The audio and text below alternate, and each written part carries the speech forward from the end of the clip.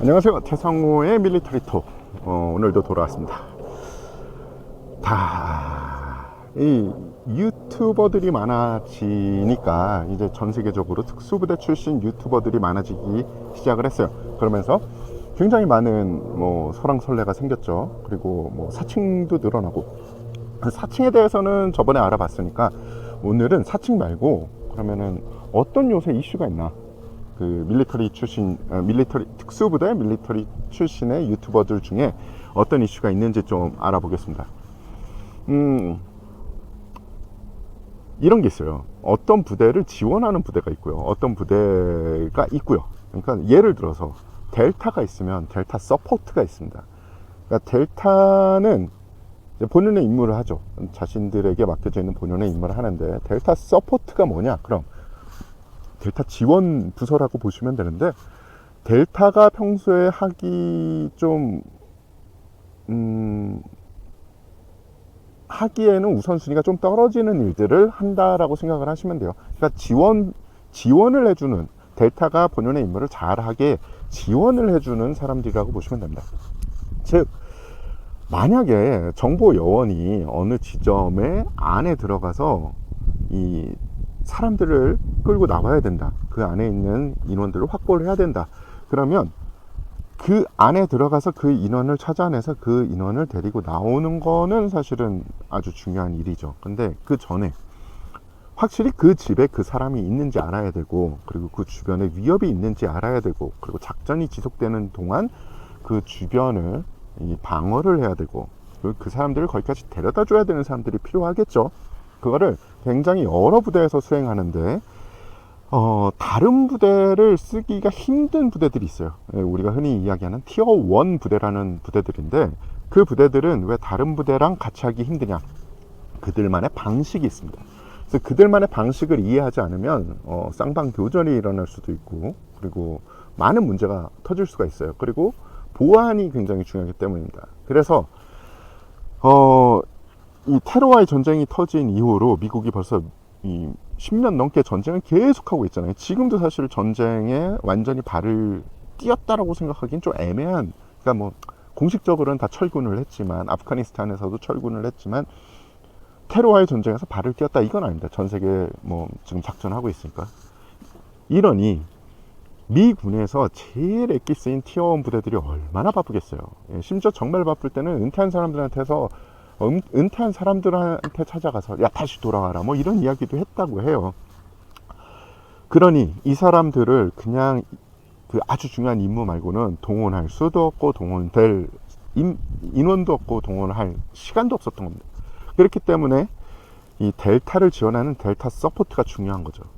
중요해진 거죠. 그래서 그분들을 많이 뽑았어요. 주로 어디서 뽑냐? 육군 부대니까 육군에서 뽑았습니다. 대북으로는 그러면 대북으로 서포트가 있냐? 있습니다. 그들은 주로 어디서 뽑냐? 공병이 필요하면 미 해군 CB 전투공병에서 뽑고, EOD가 필요하면 EOD에서 뽑고, 많은 경우는 아니지만, 왜냐하면 그들이 이 전투 메딕을 부대 내에서 보유하고 있지만, 또 필요하다 그러면 해군 메딕도 차출돼서 지원하는 경우도 있습니다. 자, 그럼 이런 지원 부대와 티어 1 부대의 차이점과 공통점이 뭔가에 대해서 우리가 좀 알아야 돼요. 공통점은 뭐냐? 같은 부대를 위해서 같은 작전을 수행한다는 겁니다. 즉, 일반인들이 보기에 그들이 델타냐 대북으로냐? 델타 대북으로 맞아요. 왜냐하면 그들하고 똑같은 작전을 수행하고 똑같은 임무를 가지고 있으며, 심지어 장비도 비슷하거나 똑같아요. 일반인들이 보기에는 델타 아니면 대북으로 같아요.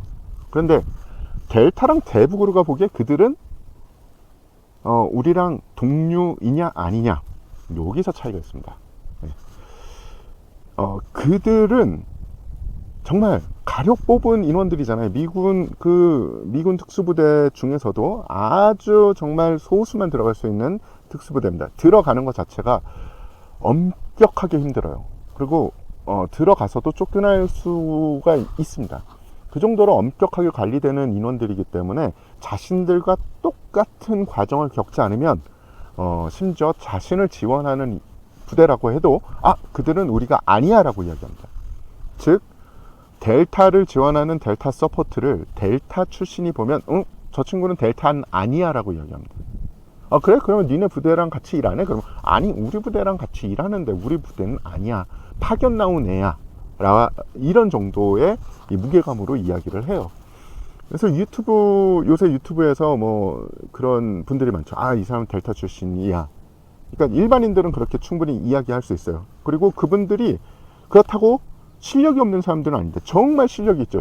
정말 실력이 있으니까 델타에서 우리 지원으로 쓰자 이렇게 결정을 하고, 그리고 그 훌륭하게 그 임무를 끝냈겠죠. 하지만 델타의 눈으로 바라본 그들은 셀렉션을 거치지도 않았고, 그러니까 과정, 이 입교하는 과정, 그리고 그 과정 중에서 탈락하는 그런 과정을 겪지도 않았고, 그리고 뭐 도중에 이렇게 자신들처럼 철저한 관리가 되지 않은 그런 인원이라는 거죠. 어떻게 보면 우리 부대에 우리는 제대로 된 인원이고 저들은 파견을 왔다, 이렇게 생각을 할 수도 있는 거예요. 대북으로도 마찬가지입니다. 뭐 일단 하려면은 버즈를 받아야 되고 SQT를 받아야 되는데 뭐 CB나 아니면 다른 지원하는 인원들은 버즈 받은 인원도 있겠지만 뭐 SQT를 받은 사람은 없어요. 그러면은 진짜 이 사람들이 네이비실이냐? 그들은 아니라고 얘기할 겁니다. 같은 부대에서 지금 근무는 하지만 아니다 라고 이야기할 수 있죠. 그래서 알아두시면 재미난, 어떻게 보면 상식인 거죠. 그래서 모든 특수부대, 우리가 알고 있는 모든 특수부대는 지원하는 파트가 있다. 그래서 그 지원하는 파트를 우리 같은 일반인들이 보기에는 그냥 그 부대라고 해도 큰 과언은 아니나, 그 부대 출신 혹은 그 부대 현역들이 보기엔 왜 저러지? 우리 부대는 아닌데 라고 이야기할 수 있는 그런 요소는 충분히 있다. 그들도 이해를 해야 된다 정도로 생각을 하면 됩니다. 또 뭐 지원했던 사람들, 그러니까 그 부대 진정한 그 부대 출신이 아닌데 그 부대와 같이 활동을 했거나 지원했던 사람들 중에 정말 괜찮은 사람들은 자신이 그 부대라고 이야기를 하지 않아요. 그냥 그 옆에 있는 사람들이 야 너 그래도 그 부대랑 했잖아, 혹은 저 친구 그 부대에서 같이 했는데, 그리고 전후 사정을 모르는 거죠. 이 사람이 델타를 지원한 건지 아니면 델타였는지를 모르니까, 델타인지 델타 서포트인지 혹은 대북으로인지 대북으로 서포트인지를 모르니까 그냥 아이고 그럼 델타가 델타지라고 넘어가는 거죠. 그 예전에 저도 잘 모를 땐 그랬어요. 그러니까 그럴 수도 있다, 그럴 수도 있는데 그 부대 출신이나 아니면 현역들이 야 그건 아니야 라고 하면 그것도 이해해 줘야 된다. 이게 오늘 제가 드리고 싶은 말씀입니다. 알아놓으면 더 재미난 밀리터리 생활을 즐길 수 있다고 생각을 합니다. 그래서 오늘 드리는 팁, 델타와 델타 서포트, 대북으로와 대북으로 서포트의 차이, 미묘한 그 차이를 알아보자, 이 정도를 오늘 알아봤습니다. 역시 좋아요, 구독, 알림 설정까지 부탁드리고 다음에 또 재미난 주제로 찾아뵙겠습니다. 감사합니다. 태상입니다.